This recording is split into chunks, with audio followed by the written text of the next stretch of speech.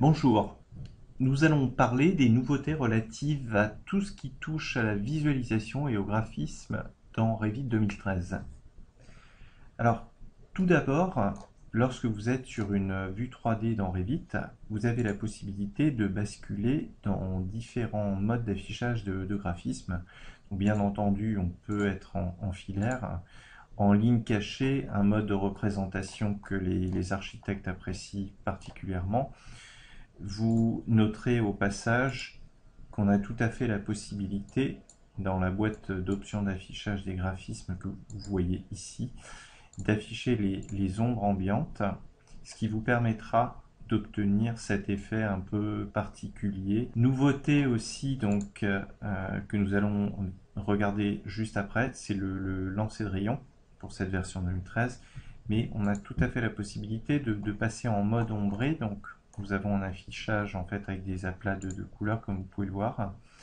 Nous pouvons être aussi en couleur uniforme. Couleur uniforme va permettre de rétablir entre plusieurs faces en fait qui sont opposées exactement le même coloris d'un côté ou d'un autre. Ensuite, le mode réaliste va vous permettre d'obtenir en temps réel une qualité de représentation couleur avec, comme vous le voyez, la bitmap correspondant au matériau, le grain du matériau correspondant, donc on peut faire des zooms et on peut vraiment voir une qualité en temps réel assez impressionnante. Le dernier mode de représentation, il est tout nouveau et il est propre à la version 2013. C'est cette possibilité que nous avons de faire un rendu lancer de rayon. Donc c'est ce que nous allons faire de suite. Donc lancer de rayon.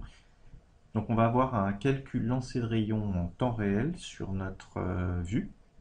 Alors le calcul en lancer de rayon en fait va utiliser les performances de votre machine et petit à petit vous voyez le calcul qui s'affiche. D'ailleurs on peut voir dans cette fenêtre que le mode lancer de rayon interactif est activé. Alors qu'est-ce que ça signifie en fait mode lancer de rayon interactif? Ça signifie qu'à partir du moment où on va venir faire un zoom sur notre image, eh bien on va avoir un recalcul temps réel. Et bien entendu, on pourrait tout à fait, si on le souhaitait, tourner ici sur notre vue, rezoomer, et là, en temps réel, en fait, notre image viendra se recalculer de manière à obtenir un rendu final de très haute qualité. Donc vous voyez qu'on obtient des images vraiment très belles. Ici, on peut décider à n'importe quel instant d'arrêter pour mettre fin au processus lancer de rayon. Et bien évidemment, on peut tout à fait enregistrer cette image simplement en cliquant sur ce bouton enregistrer et nous pouvons obtenir cette image que nous allons retrouver ici dans la section rendu qui se trouve à cet endroit-là, comme ceci.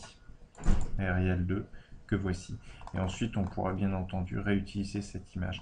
Donc, comme vous le constatez, le rendu lancer de rayon est très rapide et parfaitement intégré dans cette nouvelle version de Revit. Alors, l'une des grosses nouveautés aussi intéressantes par rapport au rendu dans cette version de Revit, nous allons basculer sur une vue 3D intérieure. Donc nous allons nous placer près de la cheminée. Donc vous voyez, nous sommes dans une vue 3D dynamique, bien entendu. Et ici, nous allons nous positionner en mode réaliste, comme ceci. Vous constatez qu'ici, nous avons une lampe et nous avons ici la sensation qu'aucune lumière n'est allumée. On a la possibilité maintenant, si nous allons dans Options d'affichage des graphismes, d'activer justement l'éclairage. Donc, en activant l'éclairage, bien entendu, on peut tout à fait demander une exposition photographique activée, donc automatique. Donc, on va maintenant appliquer cet élément-là. Donc, déjà, on va avoir une correction. Et ici, au niveau de l'éclairage, nous allons demander une vue intérieure. Nous avons activé intérieur, soleil et lumière artificielle. Et nous allons ensuite appliquer comme ceci, de manière à pouvoir voir, comme vous le voyez maintenant, cette lumière. Alors vous avez aussi la possibilité de venir jouer sur la puissance de l'éclairage à l'intérieur, simplement en faisant glisser ici le curseur de lumière ambiante et ensuite en cliquant sur le bouton appliquer. Vous allez voir, cela aura un impact directement sur la lumière intérieure. Bien entendu, si on joue avec le soleil, cela aura aussi un impact sur l'ambiance intérieure de notre projet. Vous avez, grâce à l'exposition photographique, ensuite la possibilité de régler, par exemple, la saturation des couleurs, le point blanc, les reflets, etc. Comme ceci. Nous pouvons bien entendu jouer ensuite sur la puissance du soleil qui se trouve, qui a un impact sur notre rendu. Vous constaterez aussi, si nous venons travailler ici sur cette lampe que nous aurons sélectionnée, que nous pourrons vérifier sa puissance simplement ici, couleur initiale, intensité initiale. Nous pouvons décider, eh bien, cette lampe fera 6000 lumens, comme ceci, et nous allons activer donc cette partie-là, 6000 lumens.